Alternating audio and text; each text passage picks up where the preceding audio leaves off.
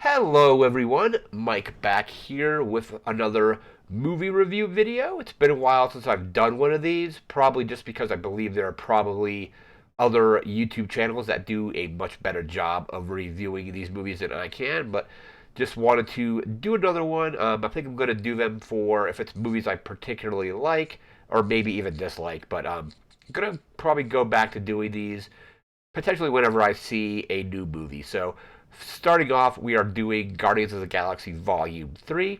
And to celebrate, I have this actual cool Guardians of the Galaxy shirt I picked up in 2014 with Rocket and Groot as Han Solo and Chewbacca. I wore this to the movie on Friday night.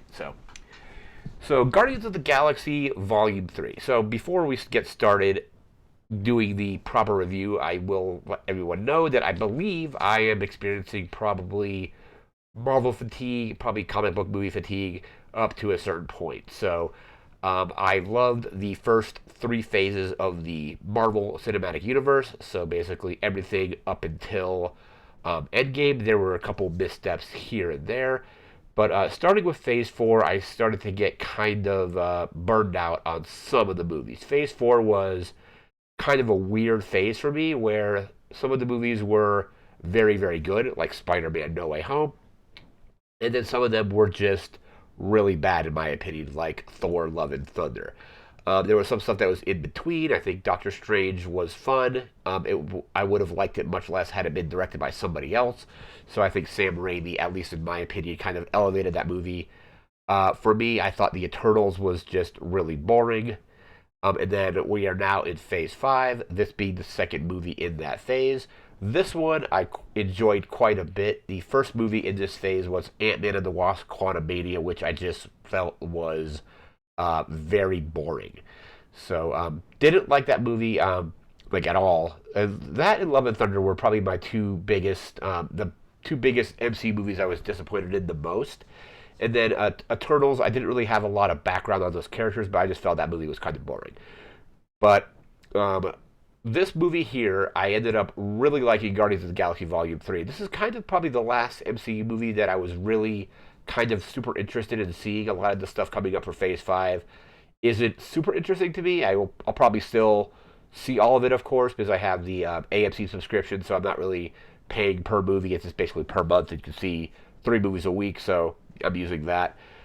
But Guardians of the Galaxy Volume 1 was a lot of fun. Volume 2 is still pretty good. I liked it less than the first one. And Volume 3 is really good as well. So I think if I rate them, like between just the Guardians of the Galaxy movies, I'll probably say the first one is probably one of my favorite, then Volume 3, and then Volume 2.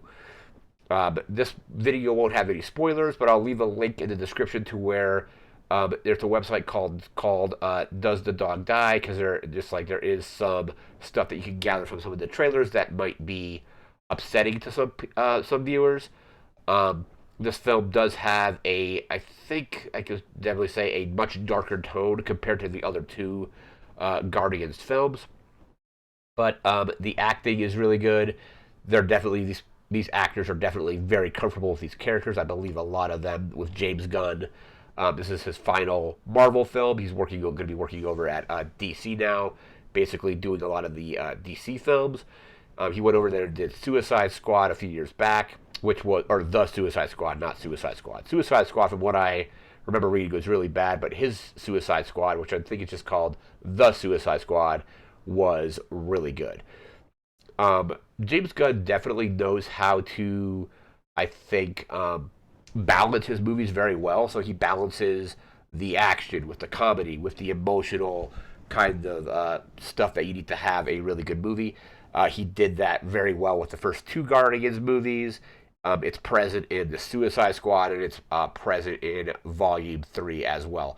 I think Volume 3, out of anything post Endgame, I don't know if it necessarily know if it's my favorite MCU film post then, but either it's between that and Spider-Man No Way Home. I think those are my two favorite films post Endgame, and then Shang-Chi. Shang-Chi was really good as well.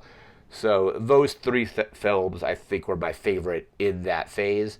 Wakanda Forever was pretty good. I didn't like it as much as the first one, but they definitely had a lot to do with that movie with the unfortunate passing of Chadwick Boseman. So that's kind of, even if that movie isn't as good as the original, um, it's very understandable why they weren't able to do that, and basically them having to, like change the pretty much the entire movie. But Guardians of the Galaxy Volume 3, very good action, very good acting from all of the characters. The chemistry between all these characters is great. Even the new characters like Cosmo. I think Cosmo is one of the new characters.